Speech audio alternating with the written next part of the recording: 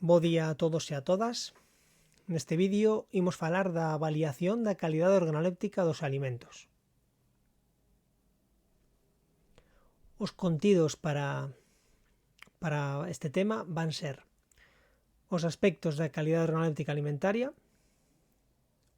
un bloque de avaliación subxectiva, onde se falará de avaliación sensorial como medición de calidade, dos paneis de avaliación sensorial, das probas sensoriais, das probas discriminativas, as probas descritivas e as probas afectivas. E no último bloque, algúns apartados de avaliación obxectiva, onde se poderá ver como se avalía de forma obxectiva a cor e aspectos como a reoloxía dun alimento. Antes de comezar, algunhas reflexións. Como se pode avaliar a calidade organoléptica dun alimento? Entendemos que a calidade organoléptica do alimento fai referencia a todos aqueles aspectos do alimento que se poden percibir a través dos sentidos, é dicir, a cor, o seu olor, o seu flavor, o seu aspecto, a súa textura. Hai que tamén considerar que se poden realizar avaliacións destas características organolépticas dende un punto de vista subxectivo, é dicir, a través de catas e probas, degustacións, e que tamén se poden realizar a través de medicións obxectivas, utilizando diferentes aparatos e instrumentos. Que se entende por estímulo? Sensación e percepción. Ese é un tema que tamén vale a pena preguntarse. Non é o mesmo un estímulo que unha sensación que unha percepción. Imos ver como están organizados estes conceptos de forma xerárquica e como se poden aplicar a avaliación subxectiva da calidade dun alimento. Que sentidos se empregan cando se realiza unha avaliación sensorial dun alimento? Tamén é algo que vale a pena preguntarse.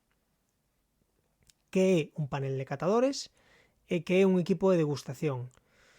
Vais a falar tamén da diferenza entre un catador e un degustador. Veremos que non é exactamente o mesmo, que hai diferenzas significativas.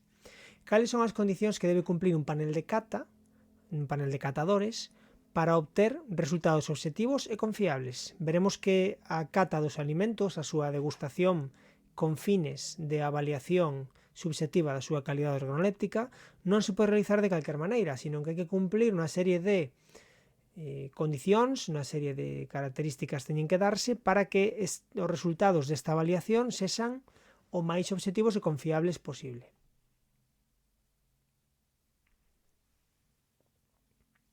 Ben, o primeiro que imos explicar é cales son os aspectos da calidade organoléptica alimentaria.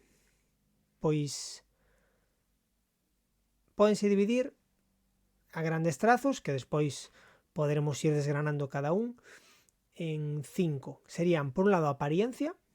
Aí teríamos aspectos como tamaño, a súa forma, a súa cor, a estrutura que ten, a súa turbidez, en caso de que sexa un alimento líquido ou semilíquido.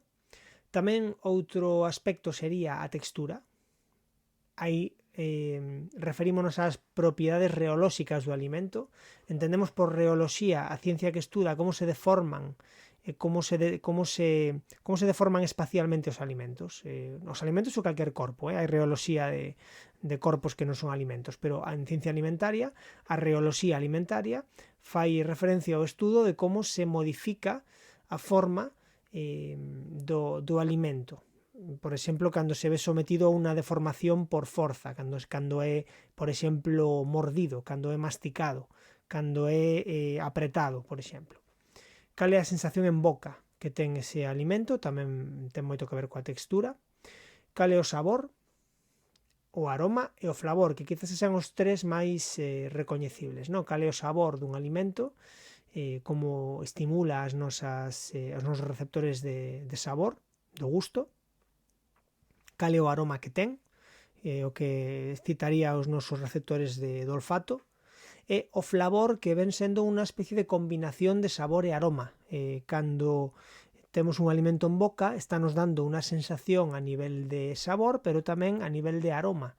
E esas dúas sensacións sumadas, incluso a veces considerando aspectos como retrogusto ou como retroaroma, como esa capacidade que ten o alimento para estimular os nosos receptores olfativos de forma retroactiva por detrás, é dicir, en vez de entrar pola nariz, entrando pola parte posterior, pola nasofarinxe, pois sería o que consideraríamos flavor. É un aspecto que tamén se ten moito en conta a hora de estudar como se fai a avaliación sensorial dun alimento. Ben, entrando un pouco máis a desgranar estes aspectos, falamos da apariencia. Pois ben, a cor indícanos cal é normalmente o grau de madurez, por exemplo, cando falamos de froitas e hortalizas ou verduras. Tamén, en caso de que sexa un alimento cociñado, nos pode indicar que tan cociñado está, incluso a veces se o alimento está excesivamente cociñado, está queimado, por exemplo. E tamén nos pode dar unha información sobre se o alimento está deteriorado ou se está nun momento axeitado de consumo. O tamaño, pois é moi importante, por exemplo, para categorizar os alimentos, para, por exemplo, si temos un ovo XL ou temos un ovo pequeno. Un dos aspectos que imos a ter que considerar é o seu tamaño. A estrutura é moi importante en alimentos forneados como o pan ou incluso na industria da repostería ou dos bolos ou dos derivados farináceos, como por exemplo os diferentes tipos de pan. E a turbidez tamén é importante en alimentos líquidos, en bebidas, como nos zumes, onde se é máis ou menos turbio, pois pode darnos unha indicación de se ten máis ou menos pulpa, neste caso. A textura, pois aquelas propiedades do alimento que se poden sentir cos dedos ou cando se mete en boca, coa lingua, co paladar ou incluso cos dentes. A textura dos alimentos pode ser moi variable. Entón, podemos pasar desde a textura crocante das patacas fritidas de bolsa ata unha textura máis suave e blandiña como pode ter un biscoito, ou unha textura máis parecida ao xeo como pode ter un xeado, non? A textura cambia tamén dun mesmo alimento segundo a maneira en que se conserva ou da maneira en que foi procesado. A avaliación da textura involucra someter o alimento a forzas. Estas forzas poden ser forzas de corte, forzas de cizalla, forzas de rotura, forzas de masticado, de machacado, compresión, estirado, etc. O sea, o que facemos é someter ese alimento a diferentes forzas para ver como responde a elas. E a reoloxía, como comentábamos anteriormente, é a ciencia que estuda a deformación e o fluxo dos materiais cando estes están sometidos á aplicación de forzas. Esta forza pode ser incluso a forza de gravidade. Se sometemos un alimento viscoso, como por exemplo o mel, a un deslizamento por unha rampa con unha determinada inclinación, estamos facendo reoloxía. Veremos que hai consistenciómetros ou aparatos deste estilo que serven para estudar características reolóxicas de alimentos como por exemplo o mel. A sensación en boca refírese á maneira en que todas estas propiedades de textura son percibidas na boca.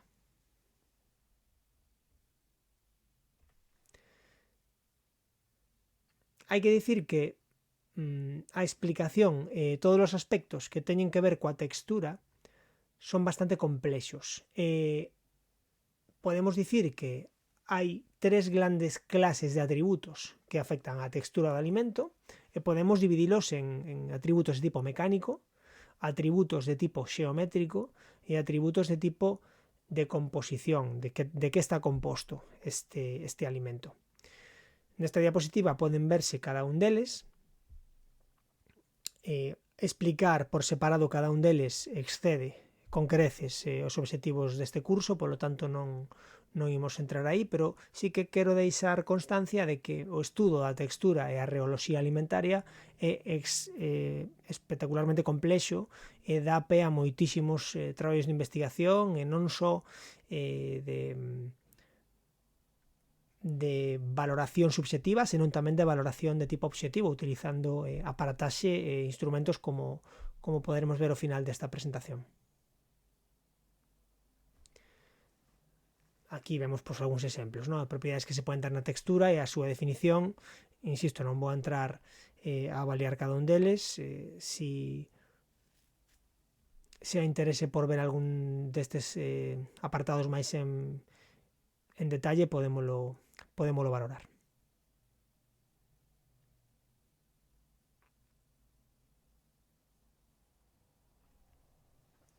Outro apartado fundamental é o sabor. E o sabor podemos definir como a sensación detectada polas papilas gustativas que están localizadas na lingua. Cando acontece iso? Cando as papilas gustativas que están na lingua entran en contacto coas sustancias químicas que forman parte do alimento. Hai que dicir que existen varios tipos de papilas e que todas elas son máis ou menos igual de sensibles a cada tipo de sabor. Polo que a típica distribución topográfica que se dá en moitos libros de texto ou en moitas infografías de divulgación sobre como funciona o sabor dos alimentos, que establece, por exemplo, que o sabor salgado está na punta da lingua, que o sabor doce está xusto detrás, que o sabor ácido está nas partes laterais e que o amargo está na parte posterior da lingua e o umami formaría parte do centro, da meseta central da lingua. Non? Isto é falso. En realidade non existe unha distribución topográfica dos sabores. Sí que existen 5 sabores básicos, como decíamos anteriormente, pero non están distribuídos de forma topográfica, tan claramente como se pode ver nestas imaxes que xa están trasnochadas, non están refrendadas pola evidencia científica. O que si sabemos hoxe en día é que as papilas gustativas son todas máis ou menos igual de sensibles a cada tipo de sabor.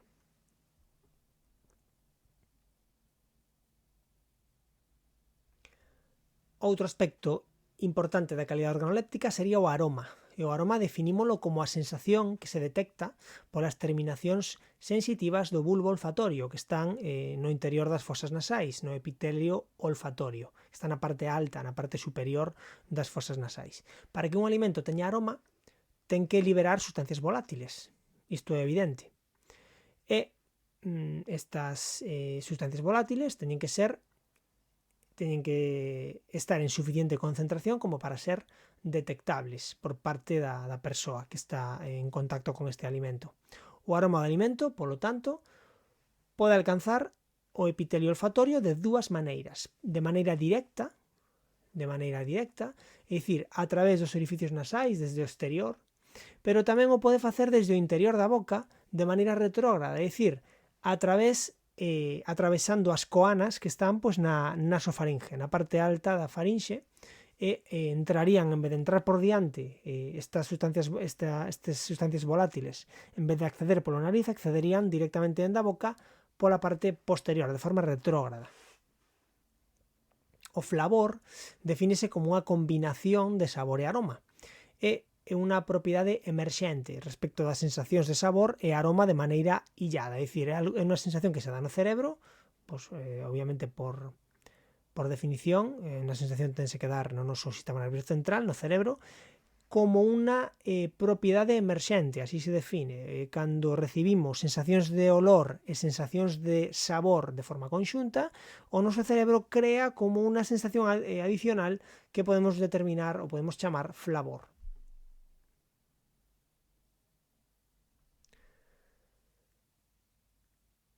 Ben, dentro do que sería a avaliación subxectiva, a avaliación sensorial é un método de medición de calidade dos alimentos.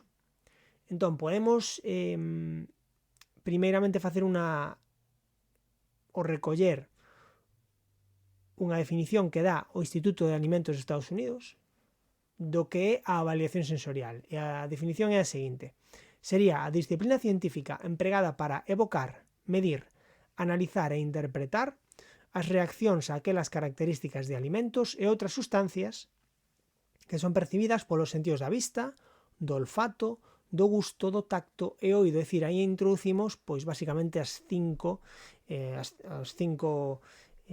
sentidos que ten o ser humano, e a partir de aí poderíamos aplicalo a análise e a avaliación sensorial dos alimentos.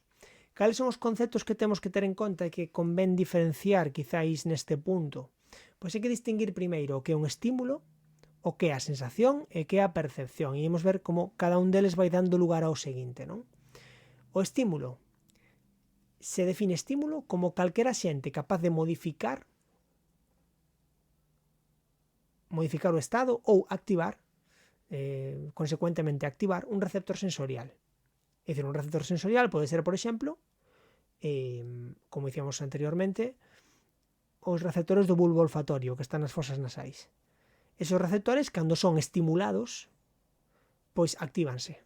E esa activación vai a facer que se leve a cabo unha transmisión nerviosa, unha transmisión de información a través de unha neurona sensitiva cara ao noso sistema nervioso central, cara ao noso cerebro.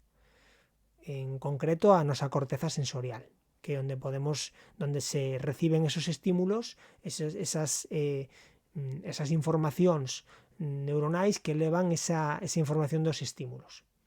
Que tipos de estímulos existen? Estímulos mecánicos, estímulos térmicos, estímulos luminosos, estímulos acústicos, estímulos químicos e estímulos eléctricos.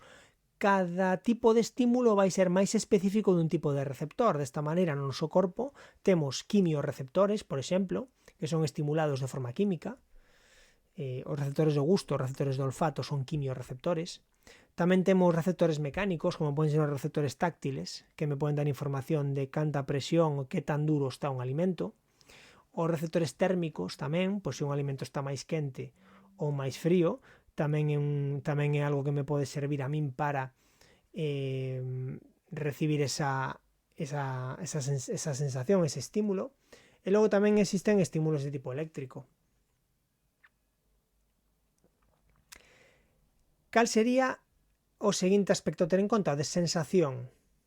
A sensación sería a impresión que os estímulos producen na conciencia e que é recollida por medio de algúns receptores. Só se pode medir psicolóxicamente, é dicir, a sensación non é un fenómeno físico per se, sino que a sensación é a impresión que produce na conciencia da persoa os estímulos que recibiu e que foron recollidos a través de receptores. Só se pode medir de forma psicolóxica, como digo, non é un fenómeno físico, como si o pode ser un estímulo. E logo, por último, temos o concepto de percepción, que sería a interpretación cognitiva das sensacións que se reciben, ou das sensacións que se forman como producto deses estímulos. Entonces, estas percepcións permiten á persoa levaron a formarse unha impresión da realidade física da contorna que o rodea, no? do seu organismo. Por decirlo de alguna maneira. E tratar de darlle un pouco de sentido a estes tres conceptos.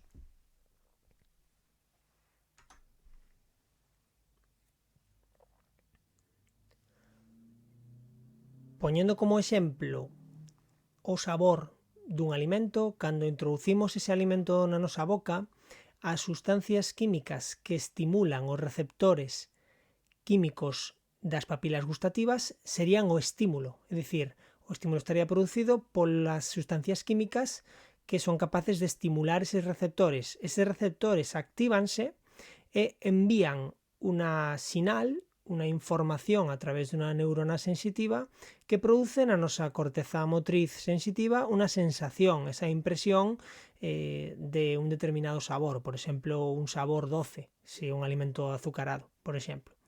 Entón, unha vez que temos esa sensación, o noso cerebro interpreta todas as sensacións que recibe, non só a do sabor, sino tamén as sensacións de quero dicir, non só a do sabor doce, sino de outros sabores que puderan estar recibíndose ao mesmo tempo, e tamén outras sensacións como a textura do alimento, o son que fai, se é crocante ou se é blandiño, pois se ten unha maior ou menor viscosidade, se é un alimento que ten un aroma determinado, co cal tamén se produciría unha determinada sensación de flavor específica. É dicir, todas aquelas sensacións que se reciben como resultado da interacción con ese alimento nos dan unha percepción do mesmo, nos dan unha percepción que nos axuda a facernos unha idea de cal é a realidade física, neste caso, do alimento que estamos consumindo. Podemos dicir, polo tanto, que hai como unha organización xerárquica. Do estímulo pasamos á sensación e das diferentes sensacións que conviven ou que se producen no noso cerebro se aparecen unha orde superior que sería as percepcións, esa percepción como unha interpretación de toda esa información sensorial.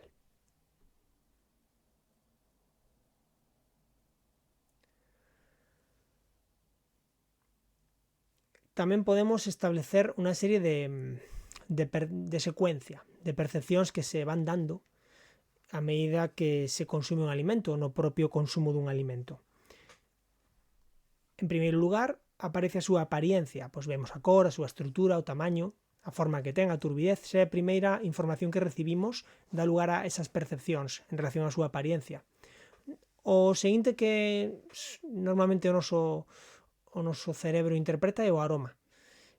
Alcanza o epitelio olfativo, esas sensacións son interpretadas tamén ou engaden información a esa percepción do alimento. Unha vez que o collemos, o tocamos, pode ser coas nosas mans ou pode ser a través dun cuberto, de forma indirecta, e logo, unha vez que o alimento chega á boca, xa tamén nos dá máis información acerca da masticación e da sensación táctil dentro da boca. Isto danos información da textura do alimento. Despois ven o sabor, cando estas sustancias químicas do alimento entran en contacto cos receptores gustativos, papilas gustativas.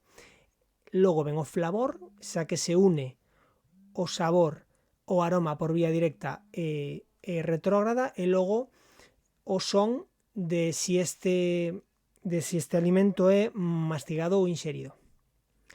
Cales son as fases das percepcións? Pois hai na fase inicial, hai na fase que acontece cando é o primeiro bocado, antes de que a saliva modifique as características do alimento, esta fase inicial. Despois ven unha fase de masticación, que é a fase quizá máis importante, onde as sustancias químicas do alimento xúntanse coa saliva, isto pode modificar as súas características de forma significativa, e logo nos queda unha fase residual, que unha vez que o alimento foi deglutido, despois de tragar, queda pois un regusto en boca, ou queda unha sensación post-deglución, é algo que tamén denominamos como a percepción residual do alimento.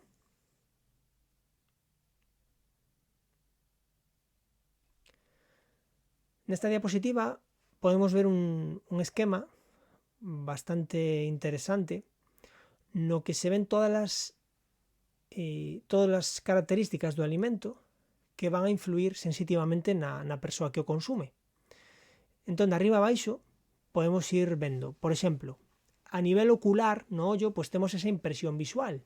Que partes do alimento vamos a recibir ou vamos a interpretar a través deses estímulos visuais? Pois a cor, o brillo, o tamaño e a forma son moi significativas e moi importantes tamén a efectos de consumo de alimentos. E, por suposto, da avaliación da súa calidade. O olor é o seguinte que vemos neste esquema, e sería pois as sustancias aromáticas volátiles, como dicíamos anteriormente, para que un alimento sexa oloroso, para que teña sexa capaz de estimular os receptores sensitivos do bulbo olfatorio, ten que emitir sustancias volátiles capaces de chegar aí. Despois, en boca, vamos a topar moitísimas sensacións, moitísimos estímulos que se poden dar. Pois temos os sabores, que son os 5 sabores básicos que comentábamos antes, pois o sabor ácido, o sabor doce, o sabor salgado, o sabor amargo e o sabor umami, que é como o quinto sabor que está relacionado coa sensación que dá o glutamato monosódico cando entra en contacto coas papilas gustativas.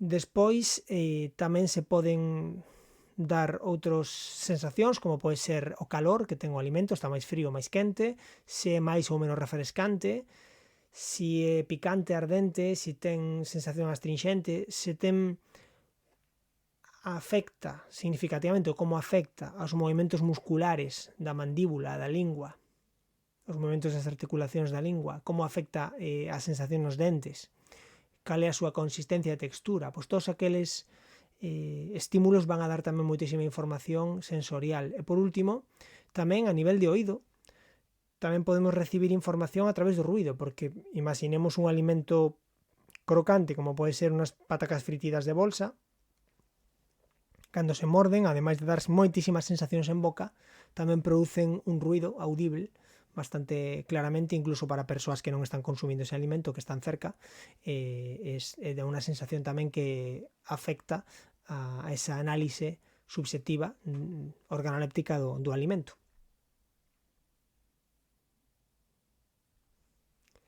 Cales serían os obxectivos e a finalidade desta avaliación sensorial?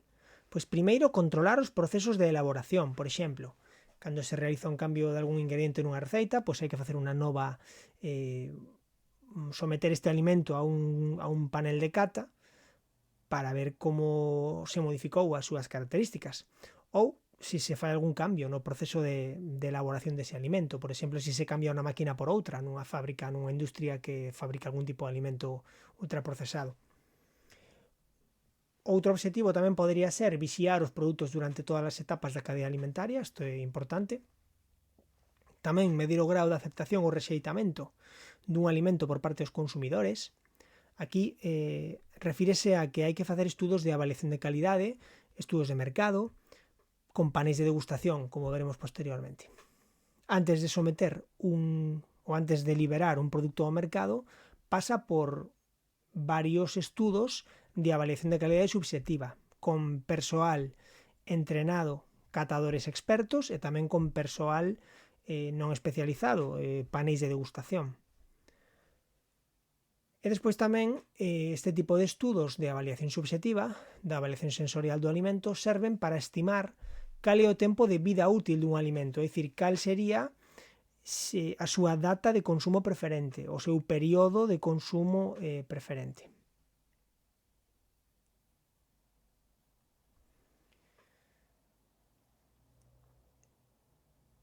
Dentro da avaliación subxectiva hai que falar de cales van a ser as persoas que realizan este tipo de estudos, este tipo de probas. Pois podemos falar, polo tanto, de paneis de avaliación sensorial. Podemos definir estes paneis de avaliación sensorial como un conxunto de persoas que realizan unha avaliación subxectiva de algún tipo de alimento. Os aspectos necesarios para acadar os resultados e que estes sexan os máis obxectivos posibles pasan por moitos requerimentos que podense dar todos ou algúns deles, non? Por exemplo, axeitada selección e adestramento dos panelistas. As persoas que van realizar este tipo de estudos poden ser persoas non especializadas, persoas tomadas de forma aleatoria da poboación xeral, ou poden ser persoas entrenadas, adestradas especificamente para poder sacar toda a información posible a nivel sensorial dun alimento. Tamén hai que buscar unha serie de condicións axeitadas. Na sala ou nas cabinas de degustación na que se realizan estas probas hai que establecer unha serie de condicións que veremos máis adiante, que son moi importantes para que os resultados sexan o máis fiáveis posibles. Logo, a realización da proba ten que ser feita no momento axeitado. Non fai sentido facer este tipo de probas, por exemplo, despois de que os catadores comeran de forma copiosa no mediodía, non? Pois ao mellor buscase unha hora onde non hai influencia da comida anterior e onde a persoa non ten fame, senón que pode comer sin ter fame, o que pode tamén afectar a súa avaliación, etc. Outro aspecto a ter en conta é a elección do tipo de proba axeitada aos resultados que se pretenden. Veremos que hai moitos tipos de probas e moitos diferentes para facer a avaliación subxectiva e que cada unha delas vai se escoller en función de cal é o resultado que se pretende. E, por último, tamén se deben elexir o tipo de alimentos adicionais que van servir de vehículo para inxerir as mostras. O vehículo é o alimento que se utiliza para facilitar o consumo do alimento que se quere avaliar. Por exemplo, se queremos avaliar unha mermelada, en vez de tomar unha cullerada desa mermelada, pode ser máis interesante botar un pouco de mermelada pois nunha pequena galletiña tipo cracker, unha galletiña pequena cracker que non ten sabor, que ten un sabor neutro e que nos permite vehiculizar esa pequena cantidade de mermelada que queremos avaliar para introducila en boca e consumila. É dicir, o vehículo sería o alimento que vai a servir de soporte para poder catar esta mermelada, pero non vai influir, ten que estar escollido de xeito que non inflúa ou que inflúa menos posible na avaliación desta mermelada.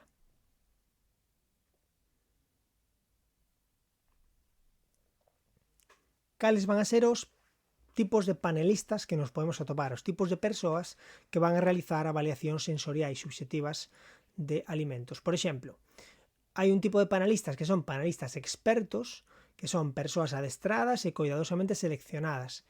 Empréganse en estudos de control de calidade ou cando se fan cambios nos procesos de produción. E logo estarían os consumidores, que son persoas non adestradas, chámase tamén persoas degustadoras ou paneis de degustación, que normalmente son persoas escollidas de xeito aleatorio e que pretenden ser representativos ou que pretenden ser mostra dun grupo determinado de poboación. Por exemplo, se o que se quere valorar é cal é a aceptabilidade que ten un novo produto que está dirixido á poboación infantil, por exemplo, unhas galletas de desayuno pois que están dirixidas á poboación infantil ou fundamentalmente dirixidas á poboación infantil, podemos utilizar ou pode utilizarse un panel de degustación de nenos, de persoas xóvenes que poden ser representativas dese target, dese público obxectivo deste produto. O mesmo se estamos falando dun produto que está pois deseñado para que o consuman deportistas, por exemplo. Agora está moi de moda pois produtos con extra de proteína, pois que o mellor que teñen unha formulación pois que pretende ser máis axeitada para persoas que fan exercicio de forma habitual, pois ese panel de degustación probablemente sexa persoas que entran dentro dese target ou que estarían dentro dese grupo de persoas. As características que deben cumprir estes panelistas, ben sexan expertos ou consumidores ou degustadores, deberían ser, pois, entre as que máis importantes as seguintes: unha seriedade e boa disposición para participar nas probas, deberían ser de ambos sexos para tratar de abarcar o máximo posible, deberían evitar o uso de alcohol, alimentos especiados ou café, especialmente antes ou un tempo curto antes de facer a proba, porque todas estas sustancias poden afectar a valoración que realicen a nivel subxectivo do alimento.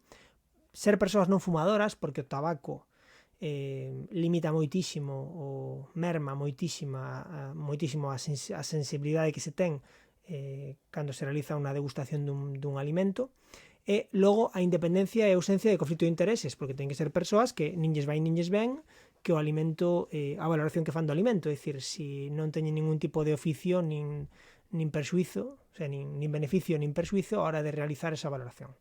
Quer dicir, que non haxa interés de ningún tipo, nin para ben nin para mal, nesa valoración.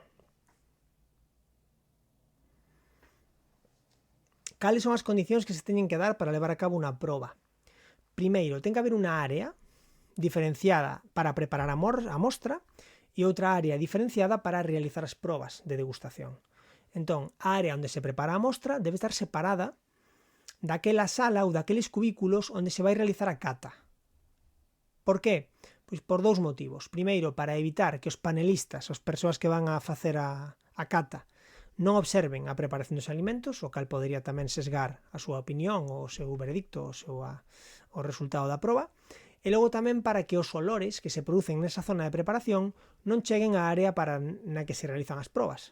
Pois que haxa unha diferenza tal que non chegue nin sequera os aromas, que poidan producir sesgos ou alteracións nos resultados. Na área na que se realizan as probas ten que ser un lugar tranquilo, sen ruidos, onde a persoa poida poñer toda a súa atención no que está facendo, con temperatura agradable, unha iluminación preferentemente natural para que o aspecto do alimento non se vexa sesgado tamén por unha iluminación que fose demasiado forzada, boa ventilación, que non haxa olores extraños que poideran interferir, cores claros das paredes para que tampouco interfiran coa coloración dos produtos e división en dúas seccións, cabinas individuais e unha sala que pode aglutinar ou onde se pode traballar con varias persoas á vez, máis apropiada quizá para facer estudos de mercado, onde quizá tamén, aparte de degustar os alimentos, se fa algún tipo de dinámica no que as persoas poden responder algún cuestionario ou falar entre elas sobre que sensacións lle produciu o consumo dese alimento.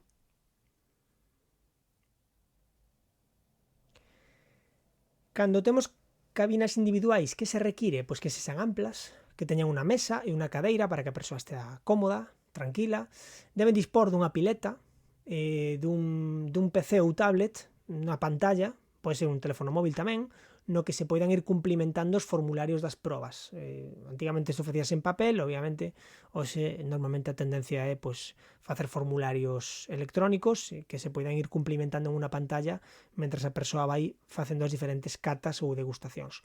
No momento da proba, o catador debe dispor de as mostras codificadas, normalmente van codificadas con un código, con un número, o formulario da proba, que habitualmente, como digo, está informatizado, un vaso de auga para beber un sorbo entre cata e cata, un vaso para poder cuspir, se alguna das mostras o require, cubertos, servilletas, etc. Normalmente, este tipo de salas teñen entre 5 e 10 cabinas, cada unha delas axeitadamente numerada. En caso de que teñamos unha sala colectiva para facer estudos de mercado, normalmente unha mesa grande, que moitas veces é unha mesa ovalada, unha mesa redonda para que as persoas se poidan ver unhas ás outras.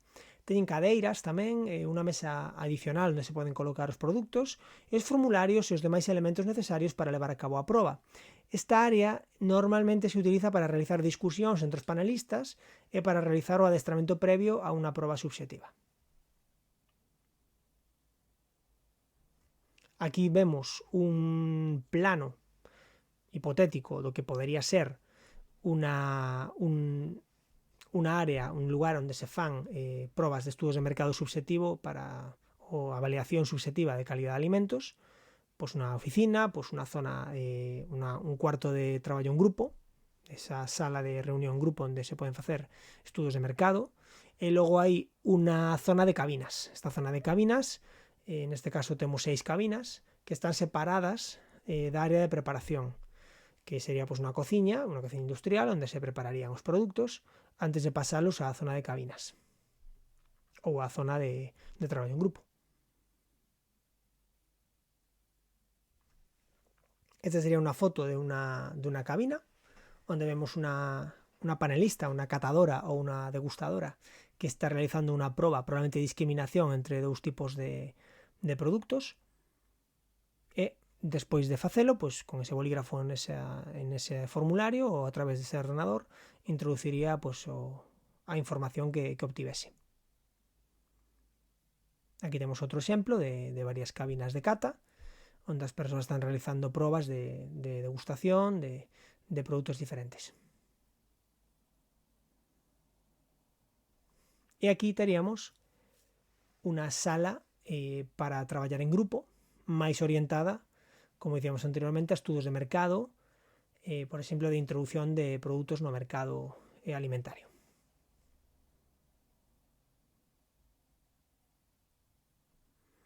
Aquí un pequeno croquis de como debería ser as dimensións ou como debería ser a disposición de unha cabina de cata. Esta en concreto non se percibe moi ben nas fotografías anteriores, pero neste caso podemos ver como hai unha pequena ventaniña na parte frontal pola que un operario un camareiro podería pasarlle os produtos a catar aos diferentes catadores sin que nin sequera vise a persoa que lle leva o produto. O que se trata con todo isto é de aillar o máximo posible ao catador ou á persoa degustadora para que pudera concentrar toda a súa atención na tarefa de cata que está realizando, na degustación que está realizando.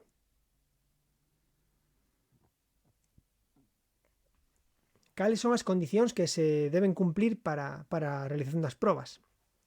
Primeiro, en canto ás mostras, deben ter unha temperatura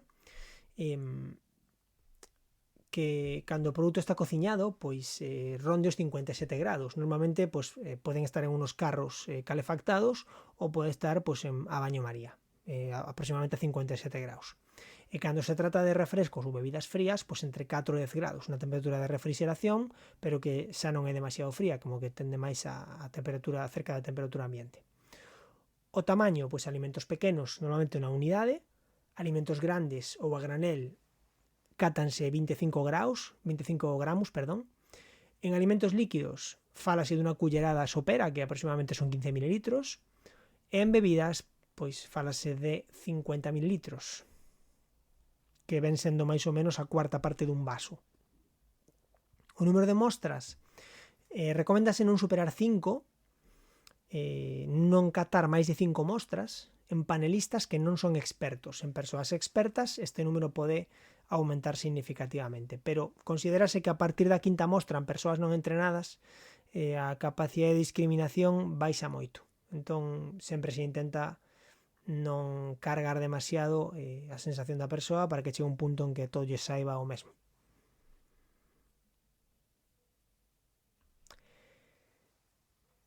Os materiais para servir as mostras tamén son importantes a considerar. Os recipientes empregados deben ser iguais dentro da mesma sesión de catación.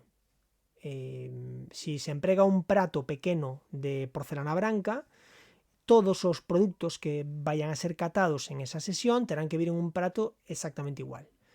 Non se pode cambiar o plato ou o recipiente no que vai vir esa mostra, porque iso pode sesgar os datos, sesgar as sensacións da persoa.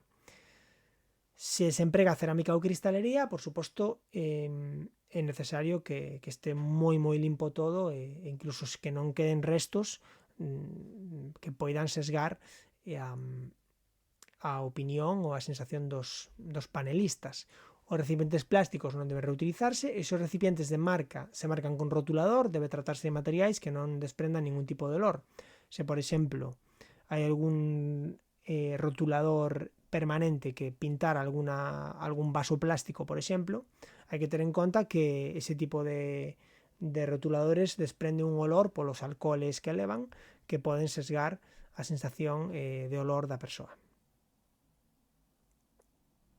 O horario das probas tamén é importante. Ou ben unha hora antes da comida ou 2 horas despois da última comida. Ten que estar un pouco dentro dese rango. Nunca 2 horas, nunca no rango de 2 horas posteriores a unha comida e nunca 1 hora antes da comida. O sea, o que buscamos un pouco ese rango. Arredarnos o suficiente da última comida para que isto non teña influencia na sensación da persoa.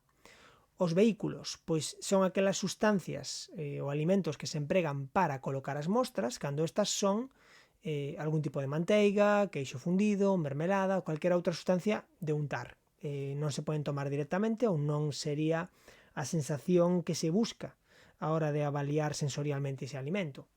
Os tipos de vehículos que se utilizan pois van a ser normalmente galletas tipo cracker ou galletas de tipo biscote que non teñen moito sabor e que teñen pois bastante neutralidade a hora de transportar este alimento. Tamén hai algúns tipos de pans, pan blanco, sin demasiado corpo nin textura que permitan transportar, vehiculizar ese alimento, pero que non inflúan na valoración que se fai do mesmo.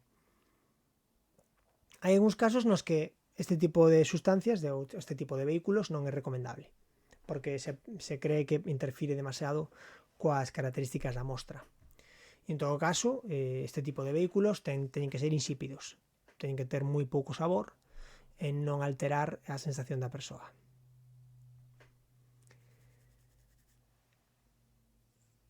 Algúnas reflexións chegados a este punto, hai que considerar quen é capaz ou quen pode realizar un análise sensorial dun alimento. Tamén outra reflexión que se pode levar a cabo é que motivacións podería ter unha empresa do sector agroalimentario para realizar un panel de cata. Isto é moi interesante, xa se comentaron algunhas destas motivacións que poderían ter estas empresas. Como se deben formular as preguntas para unha proba de avaliación sensorial, é dicir, aos catadores, que información se quere deles, ben sexan catadores expertos ou ben sexan persoas degustadoras que non teñen entrenados este tipo de habilidades, e de que maneira se pode obxectivar un análise sensorial, se isto é posible. É posible obxectivar, é posible facer que a información que se obtén dun análise sensorial sexa obxectiva. Tamén é unha pregunta, unha reflexión pertinente e que tamén intentaremos darlle resposta.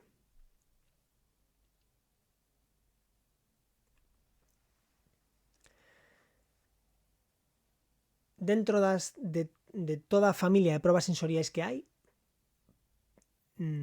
definindo estas probas sensoriais como as probas que pretenden dar resposta a unha serie de preguntas acerca da calidade dun determinado alimento, pois podemos diferenciar tres grandes grupos de probas. Están as probas discriminativas, as probas descritivas e as probas afectivas. As probas discriminativas son aquelas que determinan se existe diferenza entre un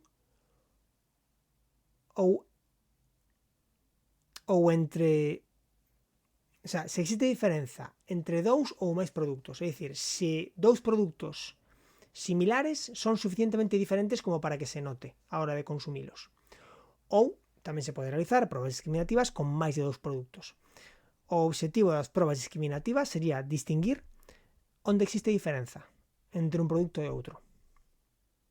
Supoñamos que utilizamos, por poñer un exemplo moi burdo, unha Coca-Cola clásica e unha Coca-Cola cero. Unha proba discriminativa significaría ver si ao gusto dun catador que non é experto se nota a diferenza e se realmente é capaz de discriminar que se trata dos produtos diferentes. Probas descritivas son aquelas que intentan describir e cuantificar a diferenza entre dous ou máis produtos. Aquí xa non só se trata de decir si son distintos ou non, ou si de varios produtos algún é diferente, sino que se trata de determinar ata que punto é diferente. Describir onde está a diferencia e incluso cuantificala, poñerlle un número ou poñerlle un nivel a esa diferenza. E por último, as probas afectivas son as que determinan ou pretenden determinar o grau de preferencia e de afectación que pode presentar un panelista por un produto determinado. É dicir, aquí as probas afectivas o que van a buscar é que tanto gusta un produto a unha persoa. Si tes preferencia máis por un ou por outro, a efectos de consumo.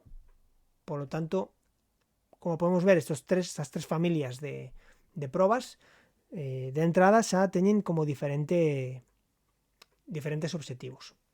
Vamos ir vendo cada unha delas e cales son as metodoloxías, as técnicas de cada unha delas.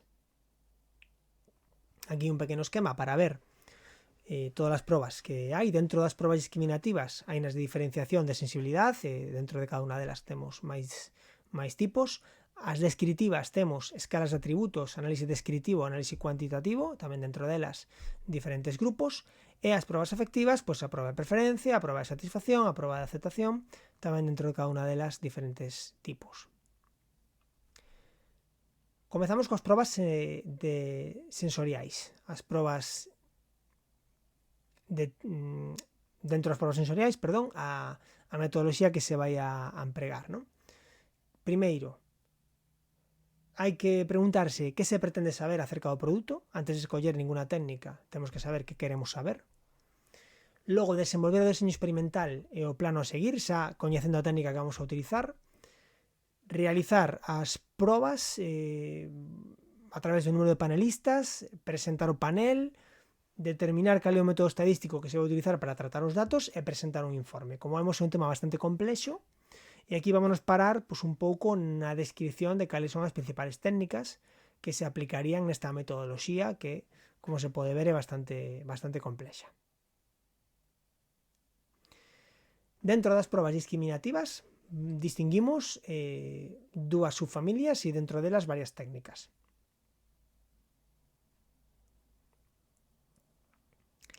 Comezaríamos coa proba de comparación por pares. A proba de comparación por pares consiste en que a cada panelista, a cada degustador, se lle presentan dúas mostras dun produto a avaliar e pregúntase acerca de alguna característica que se estea avaliando, como por exemplo, cal das dúas mostras é máis doce, cal das dúas mostras é máis salgada, cal das dúas mostras é máis dura, por exemplo, ten unha textura máis dura, cal é máis húmida, cal se nota como máis mollada. O sea, podemos buscar unha pregunta concreta e o panelista ten que probar as dúas mostras e establecer cal delas responde a esa pregunta. Responder a esa pregunta, cal destas dúas mostras responde máis a esa característica. Cando se aplica? Pois cando se pretenden identificar diferenzas de alguna característica de interese ou cando se queren avaliar a preferencias dos consumidores, adestrar e control de xuíces adestrados ou para mellorar a formulación dun produto.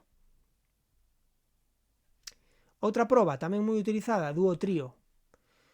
ao panel se lle presentan, a cada panelista se lle presentan 3 mostras simultaneamente. Unha delas é a mostra de referencia, está marcada como R, e as outras dúas teñen como un número cada unha, teñen un código cada unha. O panelista debe diferenciar as mostras que están codificadas e definir cal delas é igual á mostra de referencia, é dicir, ten que emparellar as dúas que ten que entre as dúas que ten que escoller, ten que emparellar unha delas coa mostra de referencia, porque unha será igual e a outra será diferencia. Por eso chamase proba dúo-trío. Cando se aplica? Pois cando se queren identificar diferencias entre os produtos, cando se queren desenvolver novos produtos, para adestrar control dos xuíces adestrados, para medir o tempo de vida útil dun produto tamén, ou para cambios na formulación dos produtos. Outra proba sería de triángulo. Se lle presentan aos panelistas 3 mostras codificadas, das quais 2 son iguais e unha diferente. É parecido a dúo-trío anteriormente. O panelista neste caso ten que identificar cal é diferente. Proba as 3 e das 3 ten que dicir cal é distinta das outras 2. É similar ao dúo-trío, pero neste caso ten que identificar cal é distinta. Como podemos ver tamén aquí as circunstancias nas que se aplicaría. Hai que dicir que a proba de triángulo normalmente se utiliza para identificar diferenzas moi pequenas entre dous produtos. Isto pode ser útil tamén a efectos de estudos de mercado, a efectos de cambios de formulación en produtos. A proba de ordeamento, que tamén é diferenciación, os panelistas se les presentan varias mostras codificadas e o que ten que facer o panelista neste caso é ordealas segundo alguna das características, de maneira crecente ou decrecente. Por exemplo, se lle presentan 5 mostras dun alimento e ten que ordealas de máis a menos salgadas, por exemplo, ou de máis a menos 12.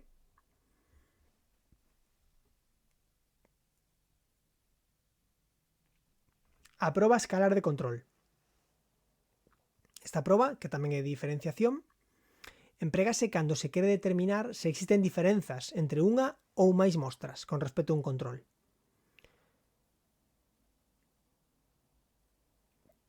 Ao final, como podemos ver, todas estas probas de diferenciación, discriminativas de diferenciación, son bastante similares. Esta tamén se parece á proba de dúo-trío, á proba de triangular, e o que temos aquí son varias mostras, e o que temos que determinar é se existen diferenzas entre unha ou máis mostras con respecto a unha que actúa como control ou mostra de referencia. Tamén podemos ver aquí cando se aplicaría esta técnica. Dentro das probas discriminativas, despois das de diferenciación, temos as de sensibilidade. As probas de sensibilidade empréganse neste caso para adestrar aos panelistas. Isto permite detectar a súa capacidade para recoñecer os sabores básicos ou outras características do alimento. Divídense en probas de limiar de detección e probas limiar de recoñecemento. Como limiar ou umbral, recoñécese a mínima capacidade percibida dun estímulo, podéndose tratar da detección ou non do recoñecemento, non? Entón, aquí que vamos a medir é que tan sensível é o panelista para detectar unha determinada característica do alimento. Por exemplo, temos a proba limiar de detección, na que ao catador se lle presentan unha serie de mostras que conteñen un sabor determinado en diferentes grados de dilución. As mostras están numeradas, segundo o seu nivel de concentración, de menos a máis. E o catador debe probar cada unha delas partindo das de menor ás de maior concentración. E no momento que perciba o sabor, anota un número da mostra. É dicir, vai tomando estas mostras de menos a máis concentración e no punto no que note ese sabor, por exemplo, se falamos de sabor salgado, por exemplo, ou de sabor amargo, cando note ese sabor, ese sería o seu limiar de detección, o punto no que detecta ese sabor a nivel de concentración. A proba ten que repetirse 3 veces e como calcular a media, non? Despois estaría a proba limiar de recoñecemento.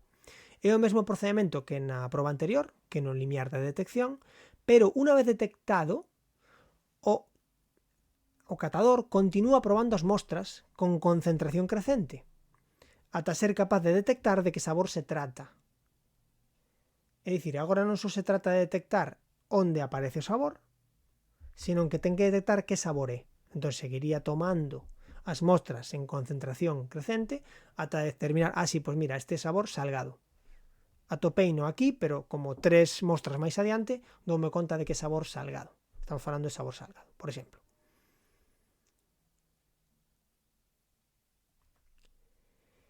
Cando se aplican estas probas de sensibilidade? Pois fundamentalmente para entrenar e seleccionar catadores ou degustadores. Tamén se utilizan en investigación. Outro bloque de probas serían as descritivas. Entón, dentro das descritivas, pois temos a escala de atributos, análise descriptivo e análise cuantitativo. Estas probas permiten recoñecer as características do produto e as exixencias do consumidor.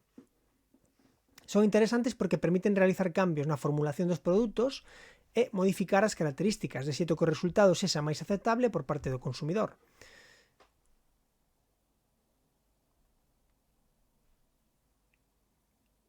Pois dentro das probas descritivas temos a escala de atributos.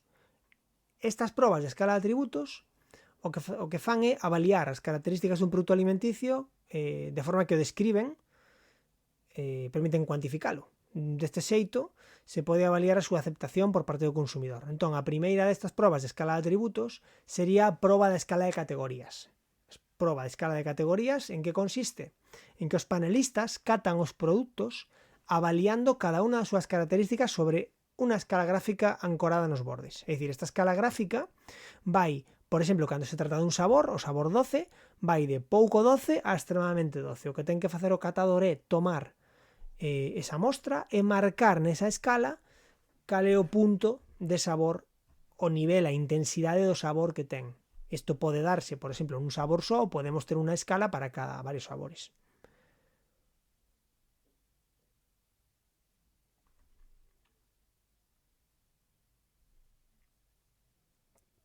Nesta táboa podemos ver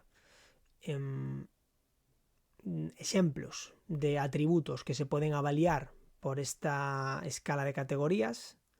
Igual que pode ser un sabor, pode ser a profundidade que ten, a cantidade de verde, a cantidade de amarelo, a cantidade de marrón, a cantidade de rosa, o brillo que ten. O sea, como que podemos determinar desde máis a menos, de mínimo ao máximo, pois podemos ter aquí diferentes exemplos, non? Como digo, moitísimas características do alimento a nivel organoléptico poden avaliarse mediante esta escala de categorías. Cando se aplica? Pois aquí vemos algúns exemplos, non? Ten moito que ver coa elaboración de novos produtos e coa formulación ou con cambios de formulación de produtos da industria agroalimentaria. Outro tipo de análise que se pode facer, ademais da escala de atributos, sería a análise descritiva, o análise descritivo. A proba do perfil de sabor sería a primeira destas probas. En esta proba precisanse entre 8 e 10 catadores expertos que realizan unha primeira sesión de cata individual e despois fan unha sesión de cata en grupo, discutindo os resultados. Asignan un valor nunha escala a cada un dos atributos de aroma e sabor da mostra e cóntase cunha mostra estándar para dar contraste. Os resultados pódense presentar en diferentes tipos de gráficos. Aquí vemos un. O gráfico, estes tipos de gráficos denomínanse gráficos en tea de araña, e o que buscan é establecer nesas dúas dimensións diferentes atributos para que visualmente podamos ver cal é a tendencia neste caso do alimento, non? Aquí aparecen varios sabores e varias características que se notan en boca, e co suizo destes catadores, de forma en promedio, utilizando o seu criterio, normalmente falamos de catadores expertos para facer este tipo de probas, saenos pois unha gráfica en tea de araña que é bastante representativa das características do alimento. Cando se utiliza este tipo de proba, perfil de sabor? Pois aquí vemos algún exemplo, non? Cambios de formulación, elaboración de novos produtos, mellora ou igualación aos produtos da competencia, etc.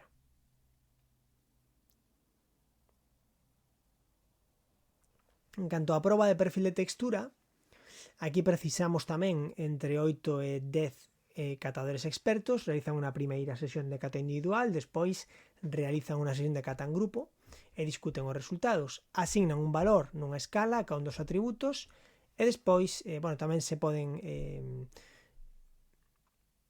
tamén se conta con unha mostra estándar para dar contraste. Similar á anterior,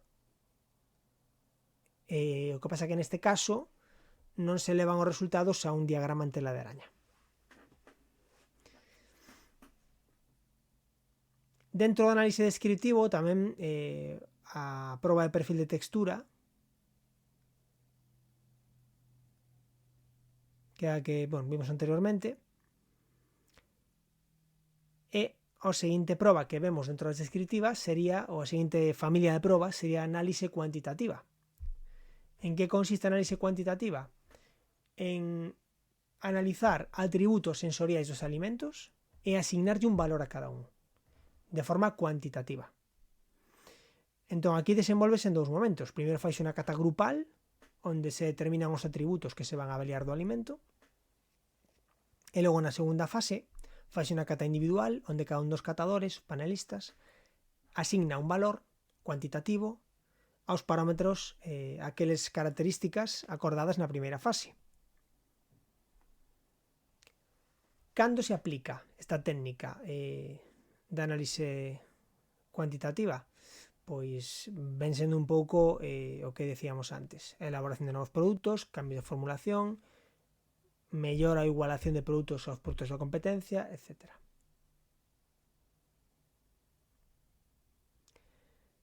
A análise cuantitativa pode tamén analizarse ou pode tamén verse como unha combinación das probas descritas anteriormente. Os catadores analizan varios atributos de tipo sensorial e asignan un valor a cada un, como decíamos, en cada punto.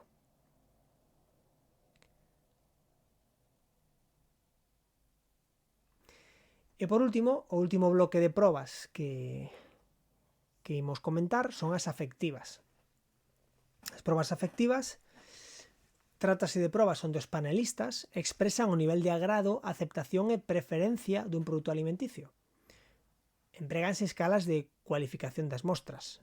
Entón, aquí temos probas de preferencia, probas de satisfacción e probas de aceptación.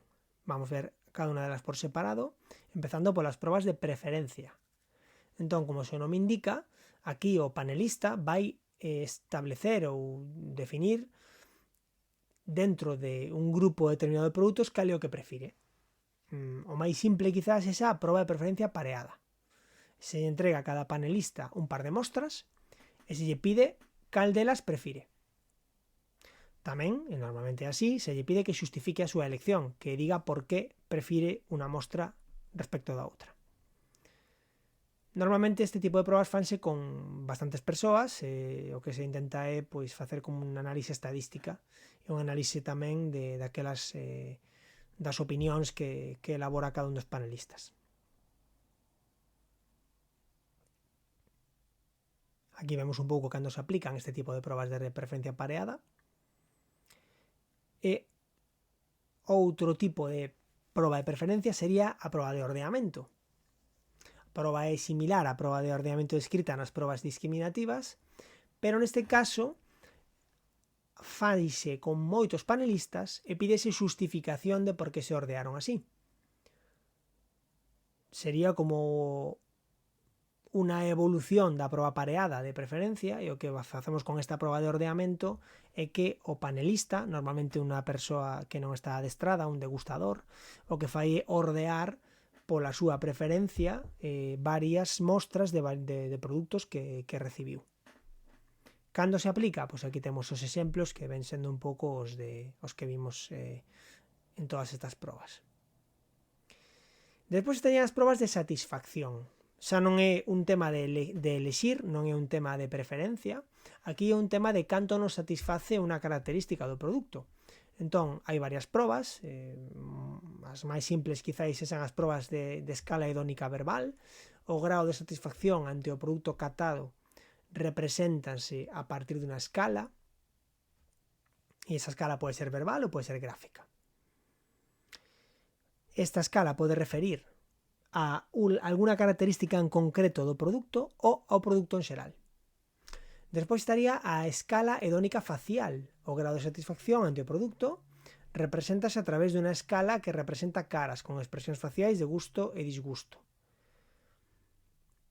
Poden referirse ao produto en xeral ou a algúns dos seus atributos. As escalas hedónicas faciais normalmente utilízanse cando os paneis de degustación están formados por nenos, porque é moito máis sinxelo que marquen a súa preferencia por un produto utilizando ese tipo de escalas.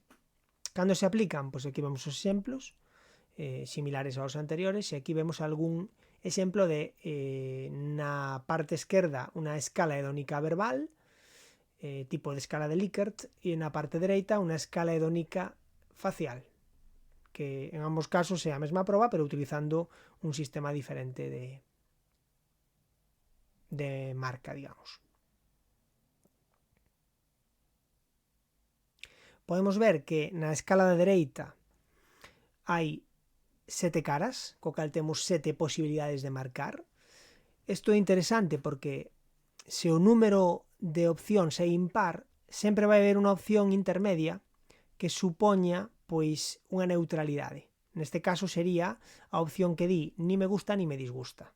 Entón, esta opción de ni me gusta ni me disgusta basicamente está marcando o punto central de neutralidade, a partir do cal, se nos vamos cara abaixo, o produto nos disgusta, ou a característica que analizamos nos disgusta, e se vamos cara arriba, o que vamos a ver é que o produto nos agrada ou a característica nos agrada. Na columna da esquerda vemos que ten 10 opcións. Ese é un problema, porque ao ser un número par non temos unha opción intermedia que nos marque unha neutralidade. Como podemos ver aquí, hai un punto de ni me gusta ni me disgusta, pero ten menos opcións cara arriba que cara abaixo, polo tanto non é un punto de neutralidade. É interesante que cando se confecciona este tipo de instrumentos hai que ter en conta que o número de opcións ten que ser impar.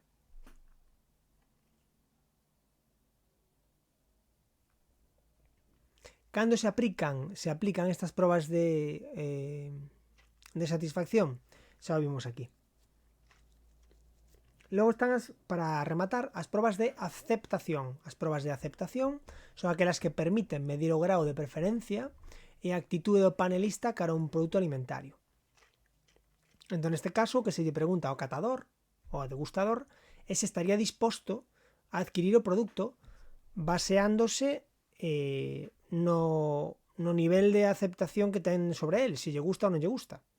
Cando se aplican, pois igual, as mesmas opcións que se viron en todas as probas anteriores, prácticamente.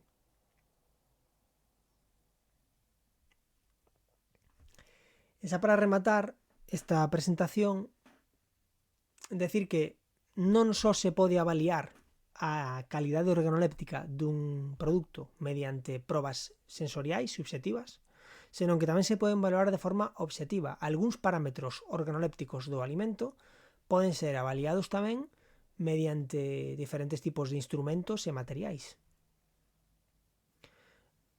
Nesta parte da presentación poremos algúns exemplos sen profundizar demasiado neles porque queda un pouco fora do alcance desta presentación e deste curso, pero sí podemos estar algo familiarizados para entender que tamén existe este tipo de métodos e de técnicas e que se poden aplicar e que na industria son bastante frecuentes.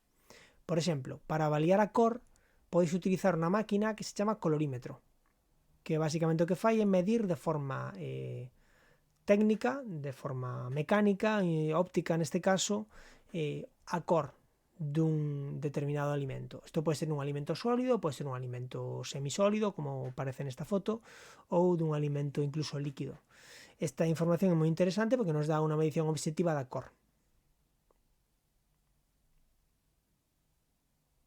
Os fotómetros cumplen unha función similar porque o que fan é medir a luz. Esta luz reflexada dun alimento nos pode ser medida por este tipo de máquinas e darnos tamén unha medición en fotometría que pode ser útil tamén para determinar matices desa cor.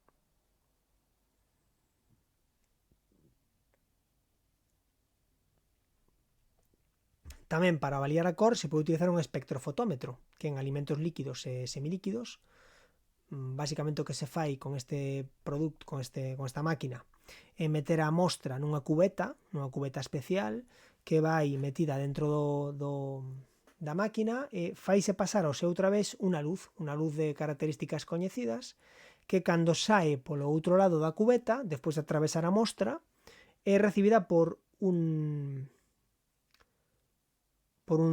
receptor, por unha pantalla receptora.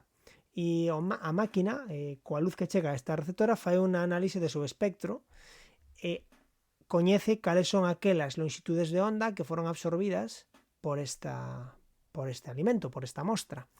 Esa información é moi útil para coñecer tamén aspectos non só da cor do alimento, senón tamén da súa composición ou da súa concentración. Por lo tanto, é unha máquina que nos aporta información moi interesante sobre o alimento.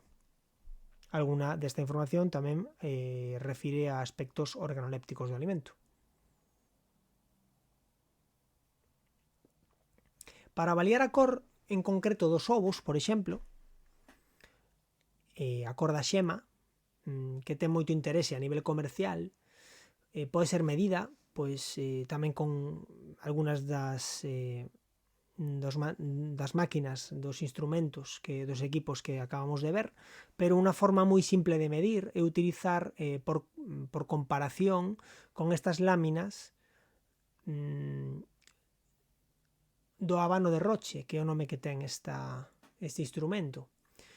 Entón, buscando cal é a lámina que corresponde á cor da xema, podemos rexistrar ou podemos categorizar ese ovo en un determinado nivel de cor.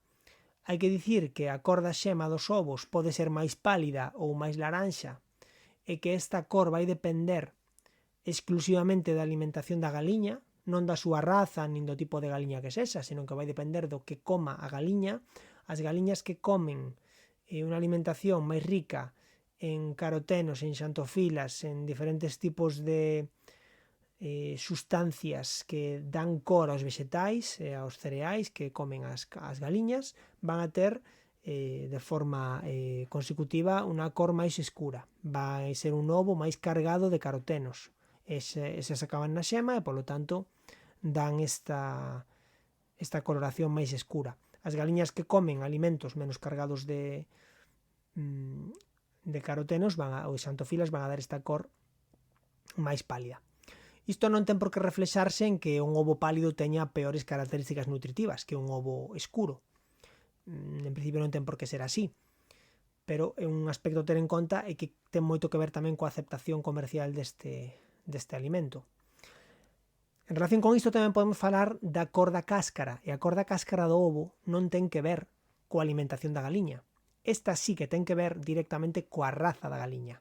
Hai galiñas que poñen ovos blancos, son galiñas que poñen, razas de galiña que poñen ovos blancos, e razas de galiña que poñen ovos máis marróns, máis morenos. E incluso hai tamén ovos azuis. Hai unha raza de galiña africana que pon ovos azuis, que aparte en Galicia hai bastantes explotacións deste tipo de galiñas, co cal hai xente que as ten na casa e que pode ter ovos azuis en casa. Pois a cáscara é azul porque a galiña ten esa característica, esa raza, e pode poñer ovos con esa cor de cáscara. O que non vai influir a raza da galiña é na cor da xema, que ten que ver coa alimentación do animal.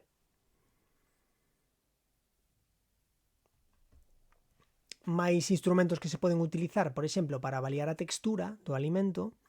É interesante coñecer este instrumento, que é o consistenciómetro de Bostwick.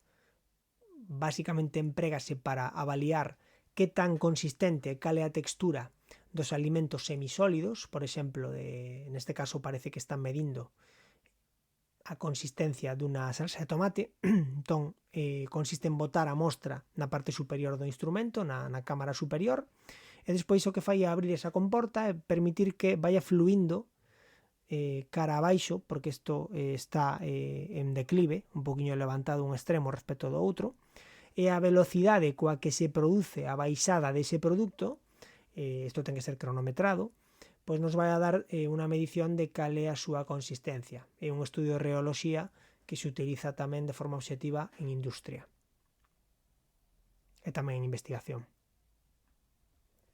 Outro aparato que se pode utilizar son os viscosímetros, tamén para avaliar a textura, e hai varios tipos. Os máis coñecidos son o viscosímetro de Oswald, que é o da esquerda.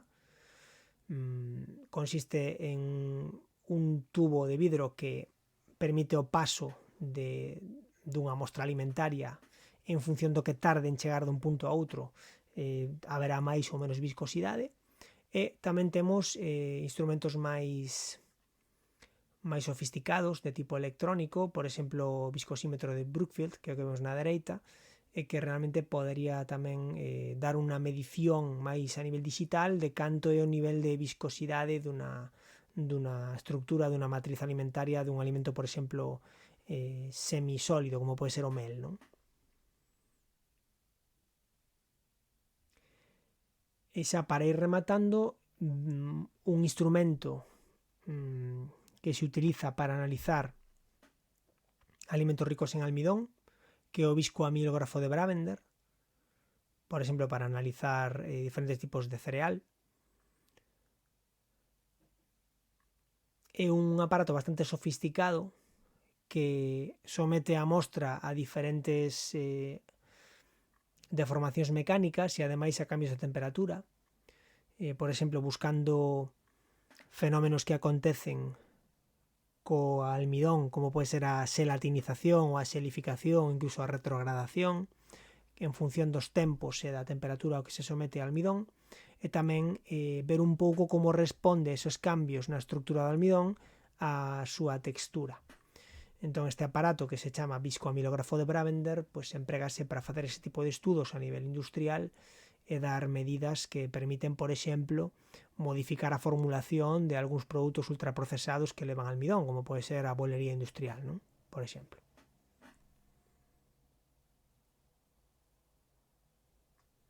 E logo, xa para rematar, tamén en industria se utilizan sistemas de ensaio universais, que parecido ao viscoamilógrafo de Bravender, o que fan tamén é analizar moitísimos parámetros reolóxicos ou de outro tipo organoléptico do alimento en este tipo de cabinas de análise que dan moitísima información.